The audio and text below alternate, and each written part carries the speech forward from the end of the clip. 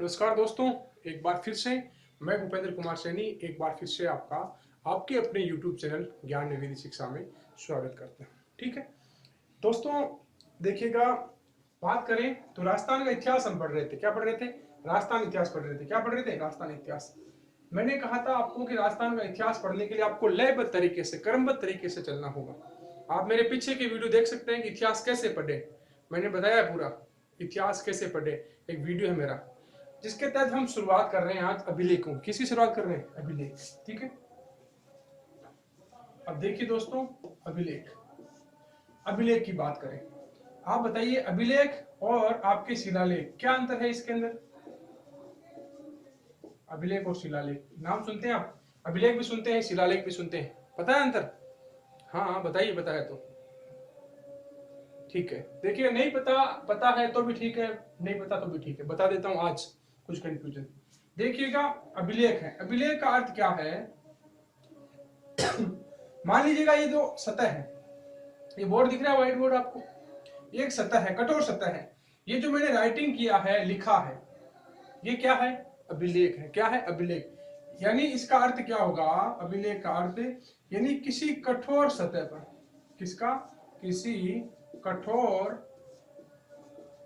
सतह पर, किसी कठोर सतह पर कोई अंकन करते हैं। क्या करते हैं अपन? कोई अंकन करते हैं, तो वो क्या कहलाता है? अभिलेख कहलाता है। क्या कहलाता है? अभिलेख। अब देखिएगा शिलालेख वगैरह क्या है, शिलालेख वगैरह। ठीक है, अब देखिएगा, मैं रब कर देता हूं इसको एक बार। ये परिवेश आपको इसे याद रखना, किसी कठोर सतह पर कोई अंकन करते हैं तो वो क्या कहलाएगा? अभिलेख। ठीक है, अब देखिएगा, अब बात करें बाकी चीजों की। देखिएगा, काफी पसीना हो रहा है। देखिएगा, अभिलेख की बात करें तो इसके पार्ट हैं कई प्रकार के। देखिए, इसके अंदर शिलालेख, क्या? शिलालेख भी आते हैं। क्या आते हैं? शिलालेख आते हैं। और क्या आते हैं? स्तंभ लेख। क्या आते हैं? स्तंभ लेख। यानी सारे के सारे इसके पार्ट हैं। और भी कई प्रकार के आते हैं। गुहा लेख। क्या लेख? गुहा लेख। ठीक है, और ताम्रपत्र। क्या? ताम्रपत्र। और भी बहुत सारे आते हैं। सिक्के, आपके क्या? सिक्के। और भी बहुत आते हैं। प्रशस्ति। क्या? प्रशस्ति। यानी स्तंभ लेख, शिलालेख, गुहालेख, सिक्के, ताम्रपत्र, प्रशस्ति, कई प्रकार के इसके अंदर आते हैं। अब एक एक को मैं आपको आराम से समझाऊंगा। देखिएगा, स्तंभ लेख। देखिए, स्तंभ लेख, स्तंभ लेख किसे कहेंगे? मान लीजिएगा ये कोई खंबा है। क्या है? कोई खंबा है किसी प्रकार से, मान लीजिएगा ये कोई खंबा है, स्तंभ है, इस पर कोई लेख लिख दिया गया तो इसे क्या कहेंगे? हम स्तंभ लेख कहेंगे। क्या कहेंगे? स्तंभ लेख। ठीक है, अब शिलालेख, शिलालेख किसे कहेंगे? देखिए, शिलालेख, मान लीजिएगा ये कोई पहाड़ है। क्या है? पहाड़ है। इस पहाड़ की मान लीजिएगा ये भूमि, ये जो सामने वाली सतह है, इसको एकदम सरपेश कर दिया, एकदम सामने से क्या कर दिया? सरपेश कर दिया, पूरा का पूरा सरपेश, यानी साफ समतल कर दिया गया। फिर इस पे कोई लेख लिख दिया गया तो ये क्या कहलाएगा? शिलालेख। क्या कहलाएगा? शिलालेख। ठीक है, अब देखिएगा गुहालेख। गुहालेख यानी मान लीजिएगा ये कोई अंदर कोई गुफा है। क्या है? गुफा। क्या है? गुफा। अब इस गुफा के अंदर जो लेख लिखे हैं, गुफा का जो मुख्य द्वार है, जो मुख्य द्वार यहाँ पे जो लेख लिखे हैं वे क्या कहलाएंगे? गुहालेख। क्या कहलाएंगे? गुहालेख। ताम्रपत्र यानी जो तांबा है, तांबा धातु है, उसके ऊपर, किसके ऊपर? तांबे धातु के ऊपर जो अंकन करते हैं उसको हम क्या कहते हैं? तांबे की धातु उसके ऊपर अंकन करते हैं, उसको कहते हैं ताम्रपत्र। क्या कहते हैं? ताम्रपत्र। देखिएगा, प्रशस्ति। प्रशस्ति क्या कहते हैं? किसे कहते हैं? यानी किसी शासक की प्रशंसा में लिखी गई। किसमें? किसी शासक की प्रशंसा में, या किसी की वंशावली जिस पर लिखी होती है उसे प्रशस्ति कह सकते हैं। क्या कह सकते हैं? प्रशस्ति। क्या कह सकते हैं? प्रशस्ति कह सकते हैं। सिक्के, सिक्के यानी मुद्रा का प्रकार है। क्या है? मुद्रा का प्रकार। जैसे नोट भी होते हैं, सिक्के मुद्रा का प्रकार है। ठीक है, अलग अलग है। देखिएगा, मैं बता रहा हूं आपको, इतिहास पढ़ना इतना आसान नहीं है जितना लोग समझते हैं। कहीं से उठाकर आपने शुरू कर दिया, आप मान लीजिए कभी कभी आपने शुरू कर दिया, मान लीजिएगा आप प्राचीन सभ्यताएं पढ़ रहे हैं, कभी आप मान लीजिएगा ज्योग्राफी पढ़ रहे हैं, कभी कुछ पढ़ रहे हैं, लेकिन आपको तरीके से पढ़ना होगा, क्योंकि ज्योग्राफी अलग विषय होगा, इतिहास अलग विषय होगा। इतिहास के अंदर आपको तरीके से पढ़ना होगा, तब समझ में आएगी चीजें। क्योंकि सीधा मान लो आपने ध्रुव पढ़ना शुरू कर दिया, ध्रुव में कोई चीज आ गई, आपने अगर कोई अभिलेख आ गया तो पता ही नहीं अभिलेख का तो होता क्या है। तो ठीक है, तो आज से आपको समझना है कि जो अभिलेख है उसके ये प्रकार है, जितने भी है ना ये प्रकार है। आप इसका स्क्रीनशॉट ले सकते हैं बाकायदा। ठीक है, ठीक है। अब देखिएगा, अपन शुरू करते हैं राजस्थान के बारे में। ठीक है, ये तो अभिलेख का परिचय बताया मैंने, क्या बताया, अभिलेख का परिचय। अब देखिएगा, राजस्थान की बात करें, किसकी बात करें, राजस्थान की बात करते हैं अपन। ठीक है, चलो राजस्थान से पहले अपन भारत की बात कर लेते, किसकी बात कर लेते, भारत में अभिलेख। भारत में अभिलेख की बात करें तो सबसे पुराने सम्राट अशोक के अभिलेख है, किसके, सम्राट अशोक के, किसके हैं, सम्राट अशोक के हैं। सम्राट के जो अशोक के अभिलेख है ना, उनको दो भागों में बांटा गया, कितने भागों में, दो भागों में। ठीक है, एक तो इसके हैं वृत्त अभिलेख, क्या है,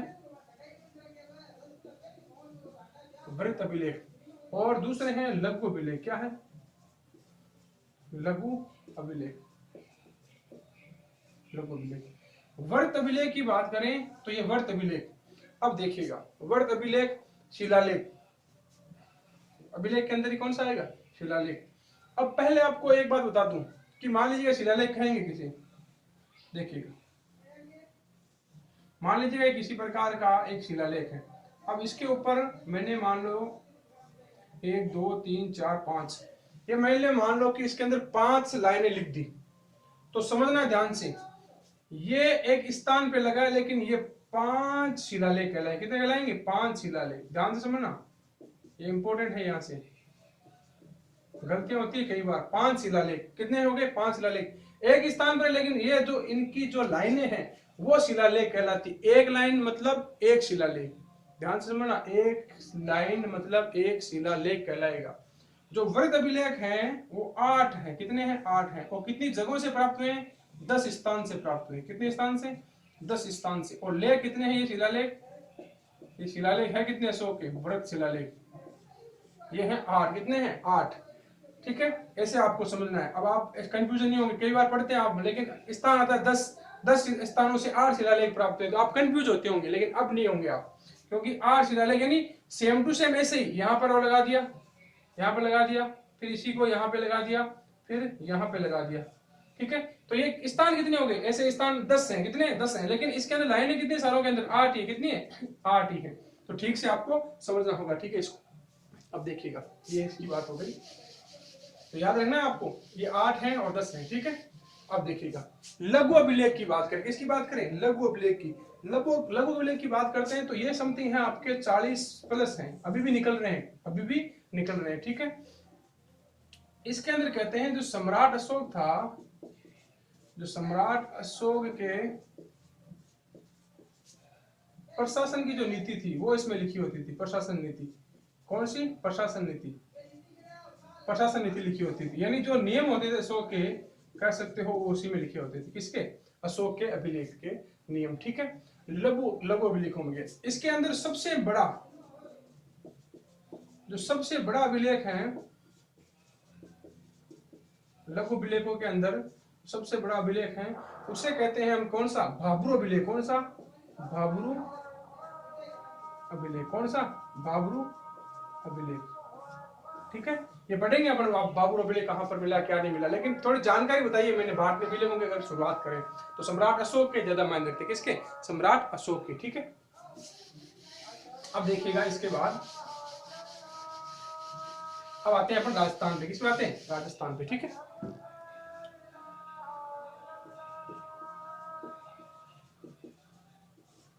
राजस्थान की बात करें तो सबसे पहला अगर अभिलेख पढ़ेंगे अपन, पढ़ेंगे बड़ली का अभिलेख। कौन सा, बड़ली का अभिलेख, कौन सा, बड़ली का अभिलेख। बड़ली का अभिलेख बात करें तो बड़ली का अभिलेख है आपका बड़ली अजमेर में। कहा, बड़ली अजमेर में। बड़ली एक गांव है अजमेर का, किसका, अजमेर का गांव है बड़ली। ठीक है, वहां पर मिला है, कौन सा, बड़ली अभिलेख। ठीक है, अब देखिएगा जो बर्लिय अभिलेख मिला है वो कहां पर मिला है, कैसे नहीं मिला, देखिएगा।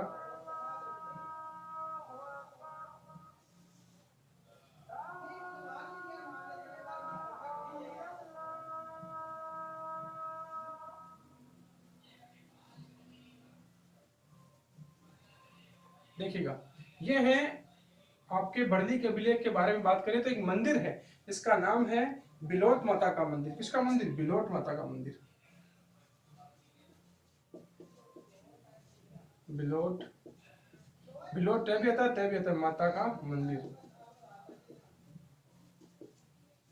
बिलोट माता का मंदिर है, उसके पास यहाँ पे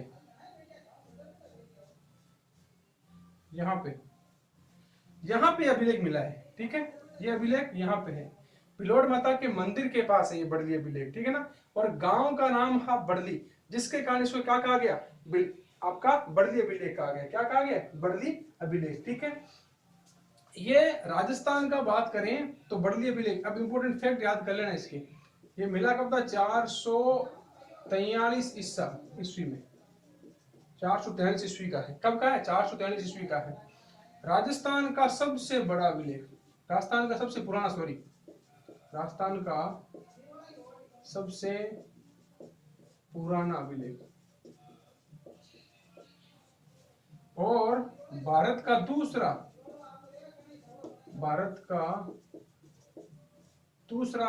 सबसे पुराना अभिलेख।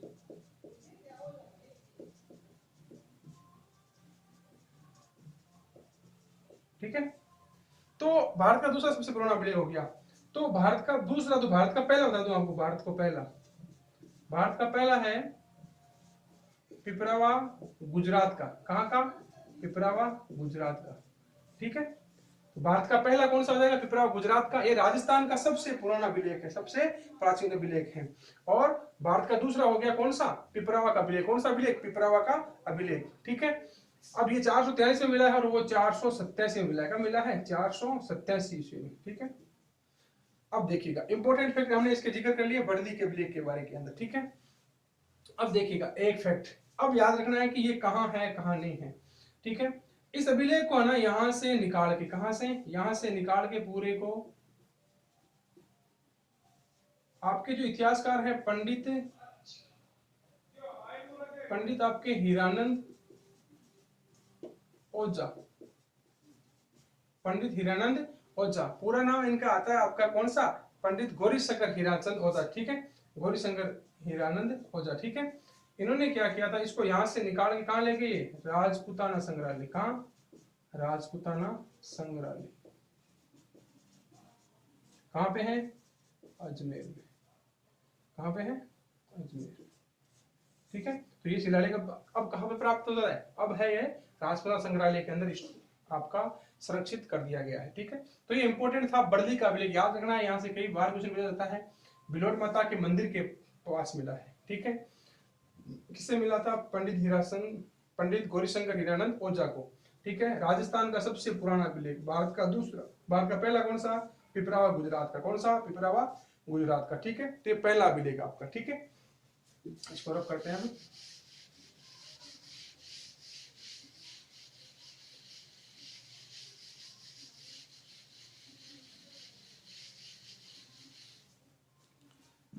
अब पढ़ेंगे अपन दूसरा। अब सम्राट अशोक, दूसरा अभिलेख पढ़ते हैं। कौन सा? दूसरा, तो सम्राट अशोक का अभिलेख। कौन सा? सम्राट अशोक का अभिलेख, ठीक है। तो अब सम्राट अशोक का अभिलेख है, जिसके तहत मैंने बता दिया था, पीछे जानकारी दे दी आपको। अब अपन पढ़ेंगे यहाँ पर भाब्रू अभिलेख। कौन सा पढ़ेंगे? भाब्रू अभिलेख। भाब्रू अभिलेख, पीछे मैंने जानकारी दे दी सम्राट अशोक के बारे के अंदर। तो वर्ग शिलालेख वगैरह है, यह लघु शिलालेख का ही भाग है, ठीक है। लघु शिलालेख, ठीक है, लघु शिलालेख का ही भाग है, ठीक है। भाब्रू अभिलेख पढ़ेंगे। अब देखिएगा भाब्रू अभिलेख। पहले देखो भाब्रू अभिलेख प्राप्त कहां से हुआ, ध्यान से सुनना। मैंने आपको एक सभ्यता बताई थी आपको, बेराट सभ्यता। कौन सभ्यता? बेराट। मैं आपको सभ्यता वाला पार्ट कर चुका हूँ कंप्लीट। उसके अंदर मैंने बताया बेराट, जो बेराट सभ्यता थी उसका उत्खनन किया गया तब मिला था। अब क्या देखिए कैसे,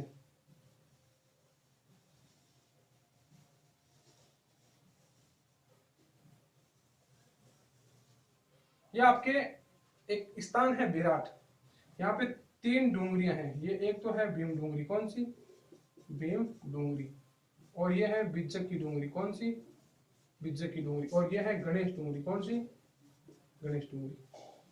जो आपका भाभर अभिलेख है वो यहाँ से प्राप्त हुआ है। कहाँ से प्राप्त हुआ है, यहाँ से, यहाँ से। कहाँ से प्राप्त हुआ है, यहाँ से, यहाँ था ये बिज्जक की पहाड़ी पर। अब आपको स्थान पूछे कहाँ पर है, बिज्जक की पहाड़ी पर। कहाँ पर, बिज्जक की पहाड़ी पर। अब देखिएगा सर्वप्रथम प्राप्त किसे हुआ, ये सर्वप्रथम प्राप्त किसे हुआ, ध्यान से सुनना। सर्वप्रथम प्राप्त हुआ 1837 में कैप्टन बर्ड को। किसको, कैप्टन बर्ड को। किसको प्राप्त हुआ, कैप्टन बर्ड को। कैप्टन बर्ड को ये प्राप्त हुआ था बेराट सभ्यता के अंदर। कहां पे, बेराट सभ्यता के अंदर। कैप्टन बर्ड को प्राप्त होने के बाद इसको ले गए थे कहां पर, इसको ले गए आपके 1837 के बाद के अंदर इसको ले गए कलकत्ता। कहां ले गए, यहां से कलकत्ता। कलकत्ता का संग्रहालय है, यहाँ से इसने काट दिया गया, इसको क्या कर दिया गया, काट दिया गया, और कहाँ ले गया इसको, कलकत्ता ले जाया गया। ठीक है, अब बात करें इसके अंदर मिलता क्या है, क्या क्या चीजें मिलती हैं आपकी, वो सारी की सारी चीजें हम पढ़ेंगे। ठीक है, अब पहली बात ये होगी कैप्टन बर्ड, बाद में इसको कहाँ ले जाया गया, कलकत्ता ले जाया गया। कहाँ ले जाया गया, कलकत्ता। ठीक है, अब देखिएगा मैं हटा देता हूँ इसको, पहाड़ी आपको याद रख लेनी है।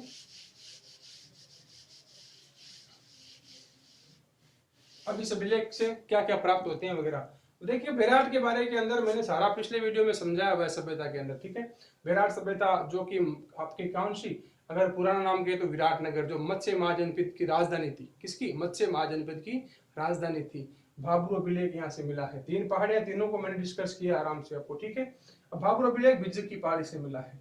ठीक है, लघु शिलालेख यानी जो राज की घोषणाएं थी, मैंने बता दिया ना आपको, प्रशासनिक घोषणाएं, राज की घोषणा जो अशोक करता था वो इसी के अंदर लिखा था। किसके अंदर, इसी के अंदर। अब देखिए इससे मिला क्या क्या है। पहला कि अशोक मगध का सम्राट था। किसका, अशोक मगध का सम्राट था। किसका सम्राट था, मगध का सम्राट था। दूसरे इसके अंदर क्या मिलता है, पहला फैक्ट ये मिल गया कि अशोक बौद्ध धर्म का अनुयायी था। किसका अनुयायी था, बौद्ध धर्म का अनुयायी था। इसकी जानकारी मिलती है, किसकी, अशोक। और तीसरा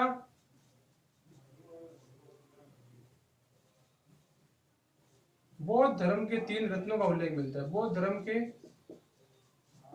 3 रत्न का उल्लेख मिलता है, त्रिरत्न। कौन कौन से हैं, बौद्ध, धम्म, संघ। बौद्ध, धम्म और संघ। धम्म है, ठीक है ना, बौद्ध, धम्म और संघ, इसका उल्लेख मिलता है। भाभरू अभिलेख में पहला किसका मिल गया कि अशोक मगध का सम्राट था। दूसरा अशोक बौद्ध धर्म का अनुयायी था।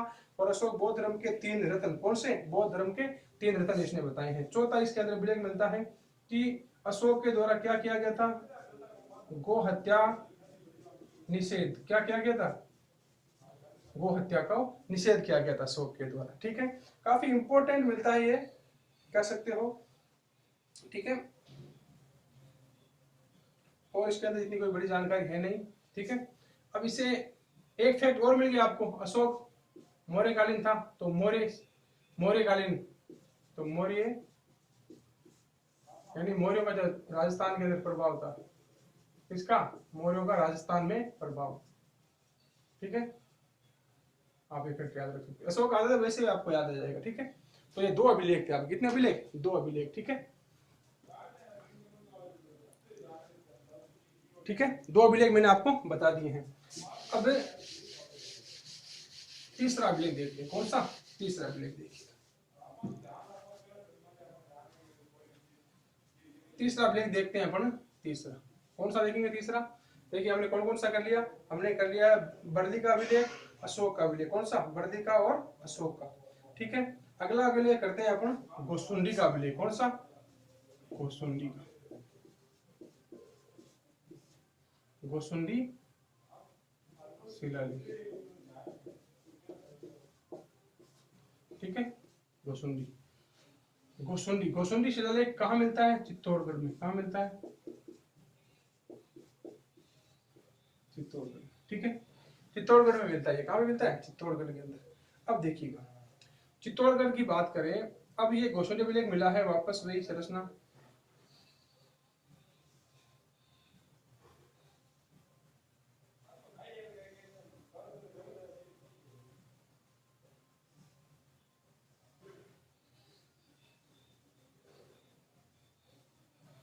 जो अभिलेख हैं वो गोसुंडी अभिलेख से मिला है।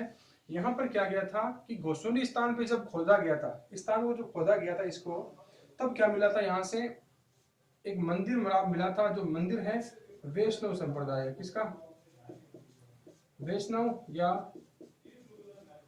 भागवत संप्रदाय का। इसके पास में अभिलेख है यहाँ पे, ठीक है। इसके अंदर पास में अभिलेख है ये गोसुंडी अभिलेख। वैष्णव या भागवत संप्रदाय का राजस्थान में कह सकते हो, राजस्थान में प्रथम जानकारी देने वाला अभिलेख, प्रथम जानकारी देने वाला अभिलेख ये है कि राजस्थान में भी वैष्णव संप्रदाय का प्रभाव था। किसका? राजस्थान में वैष्णव संप्रदाय का प्रभाव था। और इस मंदिर की बात करें तो सब राजस्थान का सबसे प्राचीन वैष्णव मंदिर, राजस्थान का सबसे प्राचीन वैष्णव मंदिर, ठीक है। राजस्थान का सबसे क्या है? प्राचीन वैष्णव मंदिर है, ठीक है। अब इसकी खोज किसने की थी? इसकी खोज कविराज श्यामलदास, कविराज